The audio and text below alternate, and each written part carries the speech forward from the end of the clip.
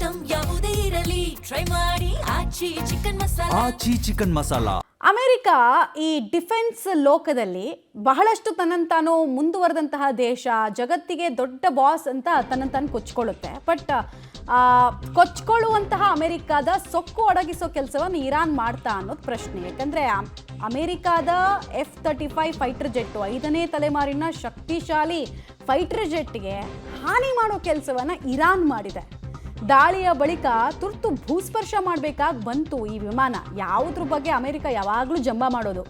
ನಮಗೆ ಇನ್ಫ್ಯಾಕ್ಟ್ ಇಂಡಿಯಾದವ್ರಿಗೇನೆ ನೀವು F-35 ತಗೊಳ್ಳಿ, ಯಾಕೆ ಸುಮ್ಮನೆ ರಫೇಲ್ ತಗೊಳ್ತೀರಾ ಅಂತ ಒತ್ತಡವನ್ನು ಹಾಕಿದ್ರು. ಬಟ್ ನಾವು ಅದನ್ನು ಕೇಳಿರಲಿಲ್ಲ. Su-57 ತಗೊಳ್ತೀವಿ, ರಫೇಲ್ ತಗೊಳ್ತೀವಿ ಅಂತ ನಾವು ಕೇಳಿರಲಿಲ್ಲ. ಈಗ ನೋಡಿದ್ರೆ F-35 ಹಾನಿಗೆ ಈಡಾಗಿದೆಯಂತೆ. F-35 ಸ್ಟೆಲ್ತ್ ಯುದ್ಧ ವಿಮಾನ ಇದೆಯಲ್ಲ, ಇದು ಜನರ ನಾರ್ಮಲ್ ಕಣ್ಣಿಗೆ ಕಾಣಿಸೋದೇ ಇಲ್ಲ, ಇನ್ವಿಸಿಬಲ್ ಟು ಐ ಅಂತ ಅಮೆರಿಕ ಕೊಚ್ಕೊಳ್ತಾ ಇತ್ತು. ವಿಪರೀತ ಜಂಬ ಮಾಡೋದು, ನಮ್ಮ ಹತ್ರ ಇರೋದು ಸೂಪರ್ ಯುದ್ಧ ವಿಮಾನ, ನೀವೆಲ್ಲ ನಮಗೆ ಲೆಕ್ಕನೇ ಅಲ್ಲ ಅಂತ. ಇಲ್ಲಿ ನೋಡಿದ್ರೆ ಡೆವಲಪಿಂಗ್ ನೇಷನ್ನು ಅಲ್ಲ ಯಾವುದು ಇರಾನ್, ಅಂಡರ್ ಡೆವಲಪಿಂಗ್ ನೇಷನ್ ಒಂದು ಇರಾನ್ನ ಅತ್ಯಾಧುನಿಕ ಫೈಟರ್ ಜೆಟ್ಗೆ ಹಾನಿ ಮಾಡಿದೆ. ಇತ್ತೀಚೆಗಷ್ಟೇ ಒಂದು ಫೈಟರ್ ಜೆಟ್ ಪತನ ಆಗಿತ್ತು, F-35ನೇ.